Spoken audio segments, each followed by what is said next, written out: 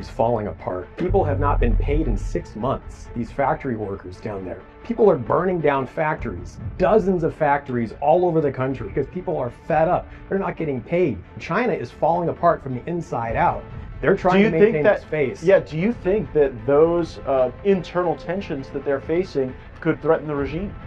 Absolutely. I mean, when people are starving, when they have no money, you're going to lose the government. Like, you can't have an unstable base like that. Xi Jinping is now threatening every single country on this planet. China has openly issued a warning stating that it will retaliate against countries that cooperate and make a deal with the United States. This news comes just a week after Xi Jinping said that Chinese people have never bullied any country in the history of China. So the question rises, why is Xi doing something so crazy and why is he doing it right now? Well, this is where we have to look inside China. You see, there's a power struggle going inside the CCP, and a lot of the Chinese elites are turning against Xi Jinping. Here we have more details. Well, one of the big debates among American China experts over the last few years has been how strong are the hardliners around Xi Jinping. He's portrayed himself as a moderate and kind of a balancer with the pro-Mao kind of left-wingers on one side and then the hardliners on the other. When this kind of statement comes out, Cheryl, it's a sign to us that Xi Jinping is under pressure. He's got to say something anti-American. They already say a lot of anti-American things, that we're on the decline, that we're corrupt. There's even been a couple of Chinese books that we're going to fragment into pieces. It's kind of the equivalent of our idea of the collapse of China. They've got a theory of the collapse of America. So he's under pressure. There's some rumors coming out of Beijing that there's some sort of power struggle going on, that the sons of a couple of leaders who were reformers are now criticizing Xi Jinping on the one side, and then the other side is the hardliners could be much stronger than we thought. This is not good news for us. They did seem to soften, Cheryl, last week. They said, well, if Mr. Trump would just name a point man, one person to represent him, then they would start the talks. I somehow think that's not true. That's kind of the reformers trying to speak up. But Mr. Trump still has not named the point man who's going to be in charge of the talks. Last time, as you know, it was Bob Lighthizer at USTR, sometimes Treasury Secretary. But this is not looking like a smooth situation with the Chinese at all. It's looking the opposite. That it's I'm getting more pessimistic about the talks getting going. On top of this, the economic situation in China is getting so bad that videos on Chinese social media right now are being heavily monitored for content about frustrated business owners losing millions of worth of orders from the United States. CCP doesn't want these business owners to put the blame on the party and Xi Jinping. That's why whenever they see any post criticizing the party or the leadership, the post gets disappeared magically.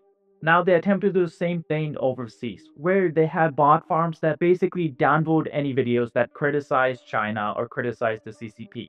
This is exactly why we need your guys' help. If you guys can do us a quick favor and hit that like and subscribe button down below, it helps us out tremendously in counteracting the CCP bots.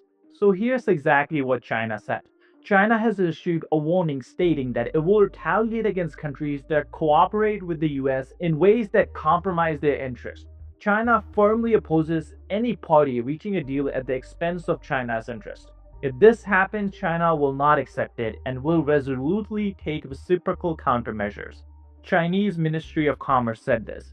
But the question rises, what does China exactly mean when it says any country that reaches the deal with the United States that hurts Chinese interest? This is where we have to look back to 2018. This time I said the correct year. So in 2018, when President Trump slapped on the tariffs on China, what did China do? They agreed to a deal, but the tariffs stayed in place and China started shipping their products out of other countries. This included countries like Vietnam, Cambodia, and even Mexico. Chinese companies set up warehouses, and these weren't actually exactly factories, these were basically warehouses. So the Chinese products that were made in China come to these warehouses in a third country. There, the label that says made in China is replaced with, let's say, a label that says made in Vietnam or made in Mexico, and then those products get shipped into the United States without any tariff. And this is exactly how China was avoiding paying US tariffs. So, what is President Trump doing this time? He's going after this exact loophole.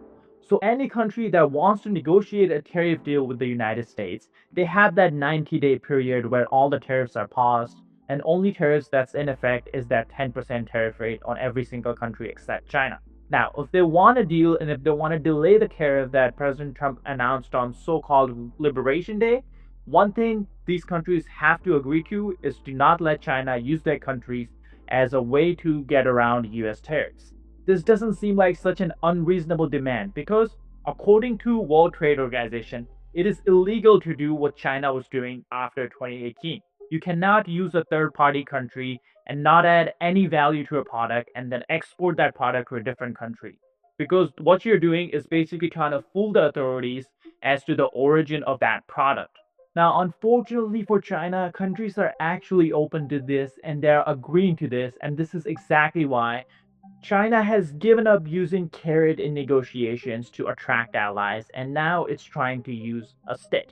It's threatening countries around the world and basically telling them, if you don't listen to us, you're gonna pay a price. But my thinking is this is definitely not gonna work. This is another massive strategic error on the part of the communist China. They are now realizing all their major trading partners are going to make bilateral trade deals with the US that requires freezing China out of their own markets. Their response is to threaten trade wars with these countries. This move by China will in reality push these countries to do exactly what China doesn't want, because this proves the US point. This statement by China proves China is an enemy of every one of these countries, and the best way to safeguard their economies is to partner with the United States and shun China. It's risk management. These threats will have the downstream effect of closer defense ties too. Now, that last part about defense, actually, we can see that happening as we speak. Vietnam is now buying more US F-15s. Now, we'll talk about that in just a second, but for now, let's focus on what China is doing, which is basically shooting itself in the foot. Well, I don't think you can ever say that it's out of control. I think that China has now played almost all of the cards that it's going to be able to play. What is it going to be able to do now? Is it going to shut down iPhone production lines in China? Is it going to shut down Elon Musk's products that he makes in China, sells in China, and sells to the rest of the world, but not the United States? I don't think so. Those are major projects that underpin the Chinese economy. And what's going to happen now, what's happening right now on the local level, I spent years in China talking to ordinary people. I know the small businessmen in China, the guys that run the small and medium-sized factories. They have shut down. Those factories are done. Those millions of employees are going home, except they can't go home because their parents came from the villages 40 years ago to work in the factories. They were raised by their grandparents 20 years ago. Those villages are now shutting down. They're old. The elderly in the villages are old and dying. There's no soft rice paddy for them to land on again. China will have a huge population of unemployed, displaced workers in the years to come. And I think China is going to be absorbed with its internal problems and be forced to deal with those first. And they're going to back off on the tariff war. Exactly. China is running out of responses it can do, and that's why it's being forced to take on these actions that are basically hurting the Chinese people and the Chinese economy. This move reeks of desperation. China is now openly threatening any country that dares to strike a deal with the United States that China doesn't like. That's desperation which guarantees that what China fears the most, being fenced out of the World Trade System, will happen on an accelerated timeline. They should have kept their heads down and pretended to play nice, but they just had to play the bully card again and remind everyone exactly why they can't be trusted. And what makes this situation even more ironic is just a week ago, the Chinese embassy here in the United States was posting videos of Mao and Xi Jinping, and one of the videos that they posted from Xi Jinping was basically saying that China has never bullied any nation in its history. And now, just a week after that, China is openly threatening every single nation on this planet. Here's the clip that they posted. 中国人民从来没有欺负、压迫、奴役过其他国家人民。过去没有，现在没有，将来也不会有。同时，中国人民也绝不允许任何外来势力欺负、压迫、奴役我们。谁妄想这样干，必将在14多亿中国人民用血肉铸成的钢铁长城面前碰得头破血流。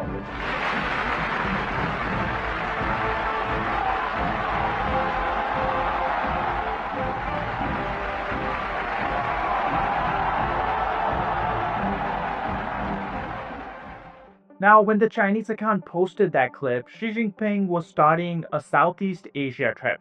He was about to visit countries like Vietnam, Cambodia, and Malaysia. And the message about this trip was clear. China doesn't bully countries. China wants to make deals on an equal footing. And that's exactly why Xi Jinping, the Chinese president, is visiting all these countries personally. Now, that was the message, but that's not exactly how things planned out. You see, Xi Jinping did sign quite a few deals with countries like Vietnam, but it didn't really seem like that was a deal that was done on friendly terms. It seemed more like bullying. The reason I say that is because as soon as Xi Jinping left the country of Vietnam, Vietnam agreed to buy 26 US F-16 fighter jets. Now, I don't exactly know what Xi told the Vietnamese leadership, but whatever he said had to be the greatest sales pitch for US defense industry. This is in fact the largest defense arrangement ever reached between Vietnam and the United States. Definitely a big deal, and definitely timing does tell us something. Now let's talk about how Xi Jinping went to all these countries. And he used his China One, the Chinese presidential plane, which is a Boeing plane. But before he took off in his Boeing plane, Xi Jinping banned Chinese airlines from ordering and buying Boeing planes because Boeing is made in United States. And then after his trip was done, I'm guessing Xi Jinping was clearly not happy about it because then he doubled down on this order. In fact, ordering some airlines to return the brand new planes they had just received. And this news made headlines all over the United States. Here's just one of them.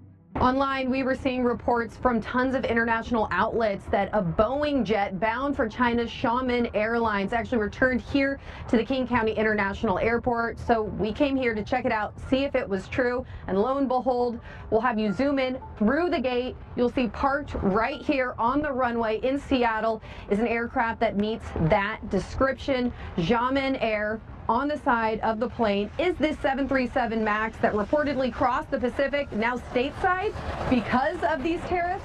Well, for Xi Jinping, things aren't exactly going as planned because another country he visited was Malaysia, and now Malaysia is trying to benefit from this decision made by China. India and Malaysia are thinking about buying Boeing planes rejected by the CCP. You see, China thought it could hurt the American economy by going after Boeing, the flagship American airline manufacturer. But it missed one important thing. You see, Boeing isn't exactly struggling for orders, even with all the mishaps they had had last year. There's a roughly 7 to 14-year wait and order backlog for Boeing 737 MAX jets. That means all these countries who are behind the line, who are behind all these Chinese airlines, can now just move up in the line because China doesn't want to take in orders. And that's exactly what's happening. In India, we have Air India and we have airlines from Malaysia who are now competing for these jets that China is not accepting. All these decisions make one thing clear. In order to put up a strongman image in front of the Chinese hardliners, Xi Jinping and the CCP are hurting the Chinese economy with the decisions they've been making in the last few weeks. Let's not forget, he banned Boeing planes from China, all the while the Chinese presidential plane is a Boeing plane. Is that not hypocrisy at its finest? Now let's talk about the Chinese economy because it's clearly struggling. Almost 30% of US imports came directly or indirectly from China. Those imports were paying someone's salary in China. All the money that we were spending buying Chinese goods, They were funding Chinese factories, they were funding Chinese wages, and they were funding CCP's tax revenues. YouTube just dropped a mind-boggling announcement. It is paying creators $64 million per day. Why? Well, because YouTube doesn't have enough creators right now. That's why you see videos on your homepage that have less than 1,000 views, like this one. Now, of course, that doesn't mean everyone should start a channel. But if you have ever wondered about starting a YouTube channel or a faceless channel, now is the perfect time. YouTube is paying creators millions every single day, and it's pushing newer and smaller channels now more than ever. But I'm sure you have many questions on how to start and grow a channel. I get these questions in my email all the time from some of you guys. That's why we have decided to put all our YouTube advice into one training bootcamp for completely free. So if you're someone interested in starting your own YouTube channel, you can sign up for this bootcamp by clicking the link in the description or scanning the QR code on your screen. This bootcamp is like a Zoom call, so it is limited to 100 people at a time, so be sure to sign up before it gets full. Now back to the video. Now CCP is yet again showing us how good they are at propaganda, because they just announced their economic numbers, and surprise, surprise, CCP had set the target for 5% growth, and even with all the tariff wars that's going on, CCP hit that target. Chinese economy grew 5.4% in the last quarter, coming in above expectations. But once we start looking behind the curtain, start digging deeper, numbers don't really add up. So, the official Chinese Q1 GDP estimates came in at 4.5% or 5.4% growth, above expectations. A few days later, official Chinese tax revenue figures come in at a 3.5% decline, not a growth. So, the economy is going according to the CCP, but somehow the same government is not collecting taxes. Their tax revenues are going down. Now, we all know CCP has a tax problem in China. We have covered this before, but that's not what we're talking about here. This is just comparing CCP tax revenues quarter and quarter, right? If the economy was growing quarter on quarter, you would expect the tax revenue to go up. So if taxes are not growing, it seems like CCP just massaged the GDP numbers to make it look good in front of the whole country and maybe the whole world, because CCP knows everyone's watching this, and that's exactly why. The GDP figure they pay a lot more attention to, but they forget about all these supporting figures, and they don't massage these numbers to get their story straight. If you're lying, you have to make sure the lie is good enough to stand up to questioning. If you're just lying about GDPs and all the other numbers are truth, people find out what the true growth is. We've also have a lot of cards in our favor because China imports 11.5 million barrels of oil a day. They import about 25% of the calories they consume every day. And so when we think about the US and us as being a superpower, we're an energy superpower, we're a food superpower, and China is highly dependent. There's no way that China can retaliate in a way that doesn't do much more damage to their own economy than to ours. Look, if you look at the financial markets, the net worth of American companies is multiple times higher than all the Chinese companies. So we have incredible leverage. They can't possibly get out of their economic, they're in a bit of a mini depression themselves. Nobody in the media seems to be following that, but their stock market has crashed. Their economy is way down even further than ours has. So I think when you talk about pain threshold, there's no way that a tit-for-tat strategy works for China. What has to happen next, if Trump is going to win, and he will win, is to get these side deals cut as quickly as possible with Europe, with Canada, with Japan, with Korea, and you basically make China the man outside that's still standing at the table. I think that strategy works. Right. I think China is going to lose if they try to retaliate. It just doesn't work for them. So China is doing what China does best: spread propaganda on TikTok. Here we have a American Chinese person who gave up their green card and moved back to China and is making a video about how great the life is. Now, of course, we all know this is likely a Chinese operative or something of that sort, because TikTok is banned in China. So anyone who's showing how good the life is in China on TikTok likely either is breaking a law or is being paid by the government to do so they can spread propaganda directly to American citizens and American youth. This is the problem with not banning TikTok. So here's the clip, and then we'll break it down exactly what's it like living in China. I give up a green card and move back to China for this. For a home in China, you don't need to pay any property tax. For high-speed internet, only $10 per month, with the phone bills altogether. For $10, cover all the electricity, gas, and water for myself living in this 3-bedroom, 2-bathroom home. Because I see through what really capitalism is. Capitalism sucks.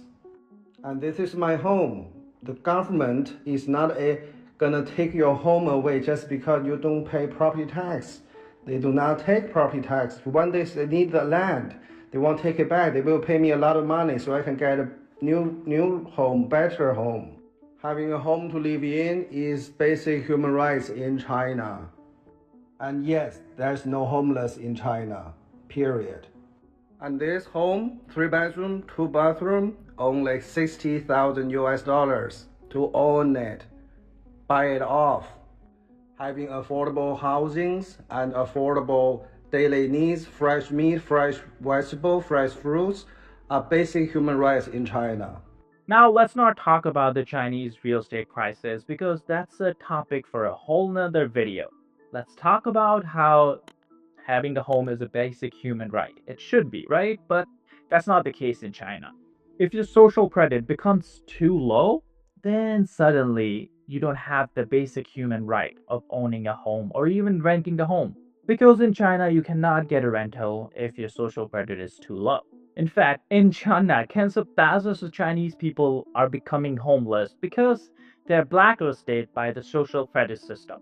Once you're blacklisted, immediately authorities will freeze your bank account, digital wallet on this app called WeChat, which makes it hard for you to even find a job. So you cannot rent a place, you cannot get a job to be able to afford to rent a place, you cannot buy food, you cannot do anything because you're basically blacklisted. In fact, the blacklist system is so intrusive that there's a special warning in the ringtone when you call someone if you're someone who's blacklisted.